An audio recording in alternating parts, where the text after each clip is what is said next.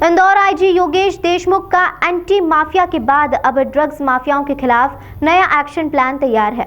SIT team का गठन किया गया, जिसमें एसपी विजय खत्री को कमान सौंपी गई। ड्रग्स पैडलर्स व बिचौलियों को पुलिस ने कार्रवाई करते हुए गिरफ्तार किया था।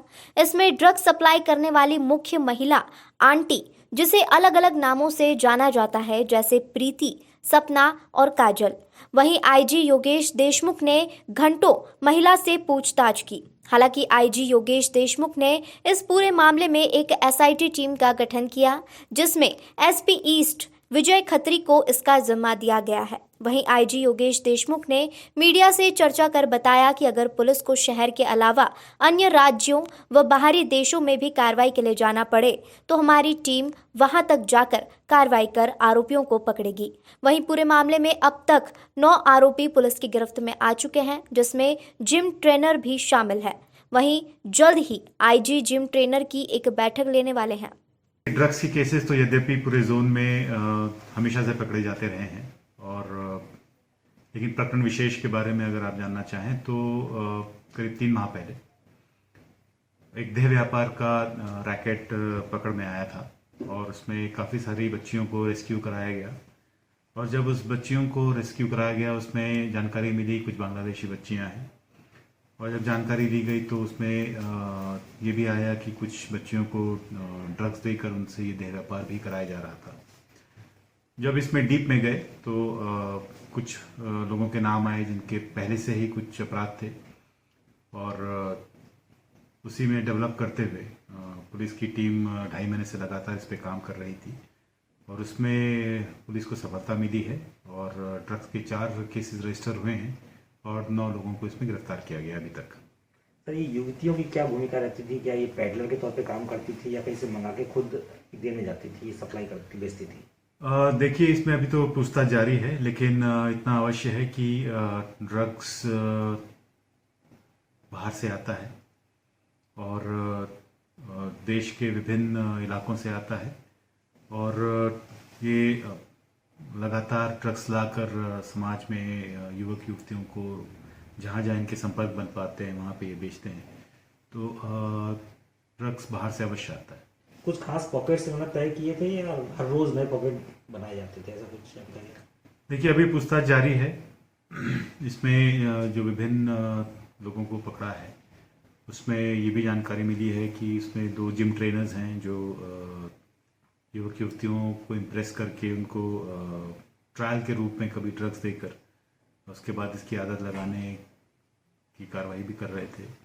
कुछ हाई प्रोफाइल पार्टीज़ में जानकारी मिली है कि जहाँ पे ये ड्रग्स देते थे। तो ये पब्स पार्टीज़ वगैरह में भी ऐसा इनका कहना है। यद्यपि ये चूँकि ये पूरा व्यापार एक ढक के होता है और ओपन सोर्स नहीं है, ओपनली नहीं होता है, तो इस पे भी लगातार पूछताछ जारी है, और इसमें गैंग बस्ट करने का हमारा पूरा का पूरा मंशा है। सर, आने वाले समय में माना जा सकता है कि ह्यूज फिगर निकलेगा आरोपियों का इसमें? देखिए, ये ऑर्गेनाइज्ड क्राइम है। इसमें ड्रग ट्रैफिकिंग बहुत होती है इंटरनेशनली। ड्रग ट्रैफिकिंग रूट्स हैं, इंडिया भी उसका एक पार्ट है। इसमें विभिन्न वर्ग हैं। वर्तमान में हमें एक इंटरनेशनल व्यक्ति की भी जानकारी मिली है जिस पर हम काम कर रहे हैं, जो दिल्ली बेस्ड है, और कुछ मुंबई में कुछ लोगों की हमें जानकारियाँ मिल रही हैं, कुछ हमारे शहर रतलाम में मिल रही हैं, हमारे आसपास। तो इन सब पे एक ऑर्गेनाइज्ड है, डेफिनेटली, इसमें कोई शंका नहीं है। कुछ ड्रग्स जो केमिकल ड्रग्स हैं वो बाहर से भी आते हैं, कुछ इलीगली मैन्युफैक्चर भी होते हैं इंडिया में, जिस पे विभिन्न संस्थाएं काम करती हैं। इसी तरीके से गांजा है। गांजा पूरे जोन में जहाँ जहाँ होता है वहाँ पे कार्रवाइयाँ हो रही हैं। ओपियोइड्स, अपने यहाँ पे ओपियम आदि ग्रो होता है, तो उसकी भी कहीं कभी कभी स्मगलिंग्स होती है। तो ये बहुत बड़ा रैकेट है, और हमारा ये मंशा है कि पूरे इंदौर शहर में किसी भी कीमत पर ये सब पनपने ना दिया जाए, और ड्रग फ्री इंदौर बनाने का हमारा प्रयास है। सर, इसको लेकर एक एसआईटी भी गठित की है जो इस पूरे मामले को इन्वेस्टिगेट करेगी। किस तरीके से फिलहाल इसको आगे? जैसे आपको विदित है, ये बहुत ही ऑर्गेनाइज तरीके से कार्य होता है, और अंडरग्राउंड रहकर ये काम होता है, और उसमें बहुत मेहनत की आवश्यकता है, डेडिकेटेड एफर्ट्स की आवश्यकता है। इसीलिए पुलिस अधीक्षक विजय खत्री के नेतृत्व में एक टीम गठित की गई है।